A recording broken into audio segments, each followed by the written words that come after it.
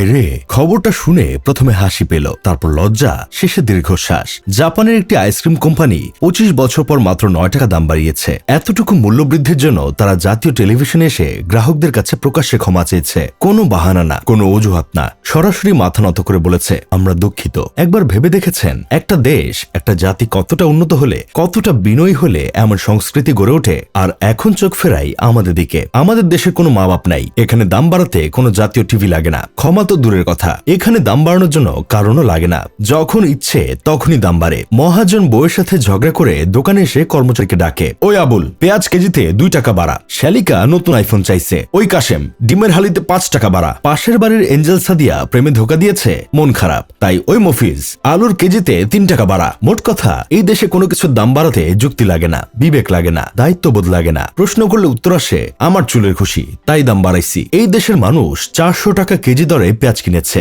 900 টাকা কেজি দরে কাঁচামরিচ কিনেছে, 80 টাকা হালি দরে লেবু কিনেছে। অথচ আমরা গর্ব করে বলি আমাদের দেশ কৃষি প্রধান। দেশের শতকরা 80% মানুষ প্রত্যক্ষ বা পরোক্ষভাবে কৃষির উপর নির্ভরশীল। তাহলে প্রশ্ন আসে, এই খাদ্যের দেশে মানুষ কেন খাবারের জন্য হাহাকার করবে? কয়েকদিন আগের কথাই ধরুন, সারা দেশে গ্যাস সিলিন্ডারের সংকট। যে বোতল মানুষ 700 টাকায় কিনতো, কয়েক বছরে সেটার দাম হয়ে গেছে 1400 টাকা। এখন তো 2000 টাকা দিয়েও অনেক জায়গায় গ্যাস পাওয়া যায় না। যে চালের বস্তা একসময় মানুষ 2200 টাকায় কিনতো, আজ সেটার দাম 3400 টাকা। আয় বাড়েনি, জীবনযাত্রা সহজ হয়নি, শুধু দাম বেড়েছে। এইসব দেখে আমার বন্ধু কেরামত একদিন দীর্ঘশ্বাস ফেলে বলল, সিগারেটের কথাই চিন্তা কর। লাকি স্ট্রাইক আগে 10 টাকা ছিল, পরে 12, এখন 15। যে দেশে কয়েক বছরে একটা সিগারেটের দাম অর্ধেক বেড়ে যায়, সেই দেশে নিত্যপণ্যের দাম বাড়বে, এটাই স্বাভাবিক। কথাটা শুনে হাসলাম ঠিকই, কিন্তু ভেতরে ভেতরে কেমন জানি একটা তিক্ত সত্যের স্বাদ পেলাম। দেশে যে সরকারই আসে, সেই সরকারই বলে দেশকে ইউরোপ আমেরিকার মতো উন্নত বানাবে, অথচ দেশের মানুষ ঠিক মতো 2 বেলা ডাল ভাত খেতে পারে না। আর ওনারা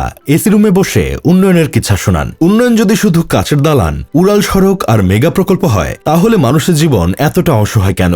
জাপান কেন এত উন্নত জানেন? কারণ তারা মনে করে উন্নয়ন মানে শুধু রাস্তাঘাট, দালান কোঠা বা প্রযুক্তি নয়। উন্নয়ন আসলে মানুষের ভেতরে গড়ে ওঠা এক ধরনের মূল্যবোধ। তাদের সবচেয়ে বড় উন্নয়ন হলো দায়িত্ববোধ। ট্রেন 1 মিনিট দেরি হলে কর্তৃপক্ষ আনুষ্ঠানিকভাবে যাত্রীদের কাছে ক্ষমা চায়। শিক্ষক ক্লাসে ঢোকার আগে শিক্ষার্থীদের সম্মান করেন। অফিসের কর্মীরা প্রতিষ্ঠানকে নিজের পরিবারের মতো দেখে। তারা চিৎকার করে নিজেদের বড় করে দেখায় না, কাজ দিয়েই পরিচয় দেয়। দোকানের কর্মচারী থেকে শুরু করে বড় কর্পোরেট কর্মকর্তা, সবার আচরণেই বিনয়। মাথা নত করে অভিবাদন জানানো সেখানে দুর্বলতা নয়, বরং আত্মমর্যাদা আর পারস্পরিক সম্মানের প্রতীক। তারা জানে অন্যকে সম্মান করলে নিজেকেও সম্মানিত করা যায়। আমার 27 বছরের জীবনে আমাদের দেশে সঠিক সময় ট্রেন আসতে দেখিনি। এই দেশের ছাত্রছাত্রী শিক্ষকের কাছে যেমন শিকার হয়, তেমনি শিক্ষকও ছাত্রদের হাতে উদম কেলানি খায়। এই দেশে কেউ 20,000 টাকা বেতনে চাকরি করলে নিজেকে রাজা মনে করে।